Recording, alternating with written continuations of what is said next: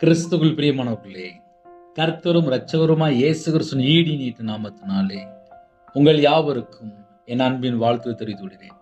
தேவன் அருளிய அப்பம் பிரேயர் மினிஸ்ட்ரி சேனல் மூலியமாக உங்களோடு சந்திப்பதில் மிகுந்த மகிழ்ச்சிகிறேன். தினம்தோறும் அதிகால வேளையிலே பரிசுத்த வேதத்தில் நாம் ஒரு பகுதியை தியானித்து நம்முடைய குடும்ப பாதுகாப்பிற்காக நாம் ஜெபிக்கிறோம். இந்த நாளிலும் பரிசுத்தமுள்ள ஓய்வு நாள். அதிகால வேளையிலே சில குடும்பத்தில் ஆலயத்து கிளம்பிட்டு இருப்பீங்க. 77ஆம் சங்கீதம் 1-2 ஆகிய வசனங்கள், நான் தேவனை நோக்கி என் சத்தத்தை உயர்த்தி கெஞ்சினேன், என் சத்தத்தை தேவனிடத்தில் உயர்த்தினேன், அவர் எனக்கு செவி கொடுத்தார்.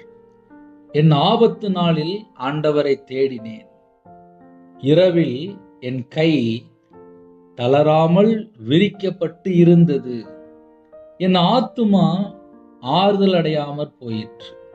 ஹல்லேலூயா. கிறிஸ்துவில் பிரியமானவர்களே, கர்த்தருடைய பிள்ளைகள் பரிசுத்தமுள்ள ஓய்வு நாளிலே அதிகாலவில் யாரெல்லாம் இந்த செய்தி கேட்குறீங்களோ, தேவனுடைய சமூகத்துல போய் காத்திருங்க. ஆலயத்தினுடைய நன்மைகளை குடும்பமாக பெற்றுக்கொள்ளுங்க. ஒருவேளை காலையில எனக்கு ஒரு அர்ஜென்டான வேலை இருக்கு அப்படின்னா கூட முதல் சர்வீஸ்க்கு சர்ச்சுக்கு போயிட்டு அதுக்கப்புறம் அடுத்த ப்ரோக்ராம். ஏன்னா பரிசுத்தமுள்ள ஓய்வு நாள் முழுசும் தேவனுக்கு மட்டும்தான். ஒருவேளை எனக்கு வாரத்தில் ஒரு நாள் தான் எனக்கு கொஞ்சம் லீவ் இருக்கு, குடும்பத்தில் விடுபட்ட காரியம் இருக்கு, நான் கொஞ்சம் போக வேண்டியிருக்கு, அப்படி ஏதாவது ஒரு முக்கியமான காரியம் இருந்தால் கூட ஒரு 2 மணி நேரம் தள்ளி வச்சுட்டு முதல்ல சர்ச்சுக்கு போயிட்டு வந்துருங்க. உங்க குடும்பத்தை கர்த்தர் மன நிறைவோடு ஆசீர்வதிப்பார். தேவன் ஒரு குடும்பத்தை ஆசீர்வதித்தால் அவனுடைய சந்ததியெல்லாம் ஆசீர்வதிக்கப்படும். அதனால கர்த்தருடைய பிள்ளைகள் காலவேளையிலே முதலாவது தேவனுடைய ராஜ்யத்தையும் அவருடைய நீதியும் தேடுங்கள், அப்பொழுது இவைகள் எல்லாம் உங்களுக்கு கூட கொடுக்கப்படும்.